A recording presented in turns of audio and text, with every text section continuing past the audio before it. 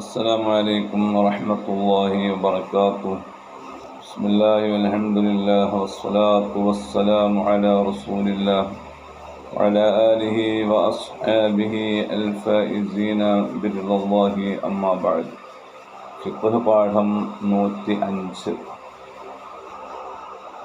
മാട്, ഒട്ടകം എന്നിവയെ ഉദ്ഹിയ്യത്തിന് വേണ്ടി തിരഞ്ഞെടുക്കുമ്പോൾ 7 ആളുകൾക്ക് വരെ അതിൽ കൂറാവാം എന്നത് നമുക്കെല്ലാം അറിയുന്ന വിഷയമാണ്.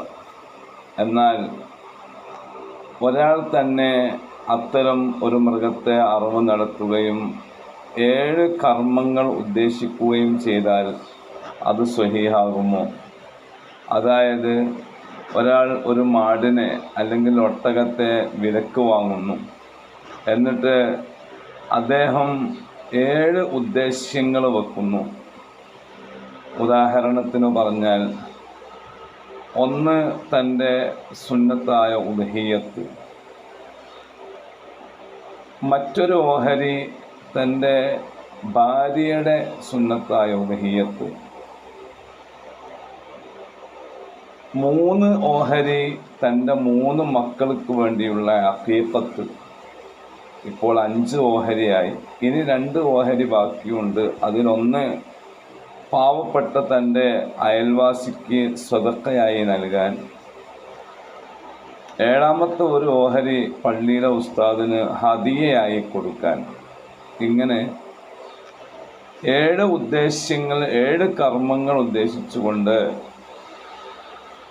ഒരാൾ ഒരു മാടിനെയോ ഒട്ടകത്തെയോ അറവ് നടത്തി അതിലൊന്ന് ഉദ്ഹിയ്യത്ത് അല്ലെങ്കിൽ ഒന്നിലധികം ഷെയറുകൾ ഉദ്ഹിയ്യത്ത് എന്ന ഉദ്ദേശത്തോടു കൂടെയും നിർവഹിക്കുകയാണെങ്കിൽ അത് സ്വഹീഹാകുമോ?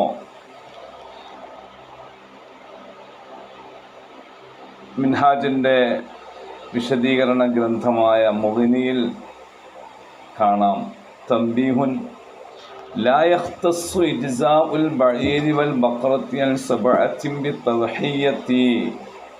ഒട്ടകവും മാടും 7 ആളുകൾക്ക് വരെ മതിയാകും എന്നത് അത് ബലികർമ്മം ഉദ്ഹിയ്യത്ത് തന്നെയാവണമെന്നില്ല. ബൽ ലൗ ലസിമത്ത് ശഖ്സൻ 7 ശിയാഹിൻ, ഒരാൾക്ക് 7 കർമ്മങ്ങൾ നിർവഹിക്കേണ്ട സാഹചര്യം വന്നു. ബി അസ്ബാബി മുഖ്തലിഫ, വിവിധങ്ങളായ കാരണങ്ങളാൽ 7 അറവ് നടത്തേണ്ട സാഹചര്യം ഉണ്ടായാൽ ജാസ അൻ ദാലിക ബഈറുൻ ഔ ബഖറത്തുൻ, അതിന് ഒരു ഒട്ടകമോ അല്ലെങ്കിൽ ഒരു മാടോ അറവ് നടത്തിയാൽ അത് ജായിസാണ്, അത് മതിയാകുന്നതാണ്, അത് സാധുവായി തീരുന്നതാണ്.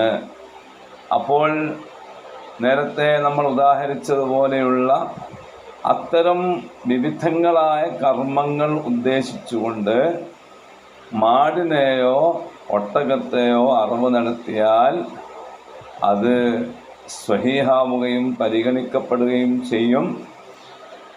ഒരു ഓഹരിയെങ്കിലും ഉദ്ഹിയ്യത്ത് ഉദ്ദേശിച്ചിട്ടുണ്ടെങ്കിൽ ആ മൃഗത്തെ ഉദ്ഹിയ്യത്ത് അറവ് നടത്തിയതായും പരിഗണിക്കപ്പെടുന്നതാണ്. അപ്പോൾ അദ്ദേഹം ഉദ്ദേശിച്ച രീതിയിൽ എത്ര ഓഹരിയാണോ ഉദ്ഹിയ്യത്ത് അത് ഉദ്ഹിയ്യത്തായും അല്ലാത്ത കർമ്മങ്ങളായും പരിഗണിക്കപ്പെടും എന്നാണ് കർമ്മശാസ്ത്ര പണ്ഡിതന്മാർ പറയുന്നത്. ചുരുക്കത്തിൽ ഉദ്ഹിയ്യത്ത് കർമ്മം ഉദ്ദേശിച്ചുകൊണ്ട് ഒരു മൃഗത്തെ അറവ് നടത്തുമ്പോൾ തന്നെ വേറെ വേറെ കർമ്മങ്ങളെയും ഉദ്ദേശിക്കാം. ഇത് കൃത്യമായി മനസ്സിലാക്കി വെച്ചാൽ നമുക്ക് പലപ്പോഴും ഈ മസ്അല ഉപയോഗപ്പെടുത്തി വ്യത്യസ്തമായ കർമ്മങ്ങളെ പൂർത്തിയാക്കാൻ സാധിക്കും. അല്ലാഹു സുബ്ഹാനഹു വ തആല നാഫിയായ ഇൽമ് നമുക്കെല്ലാവർക്കും പ്രദാനം ചെയ്യുമാറാവട്ടെ. ആമീൻ. അസ്സലാമു അലൈക്കും വറഹ്മത്തുള്ളാഹി.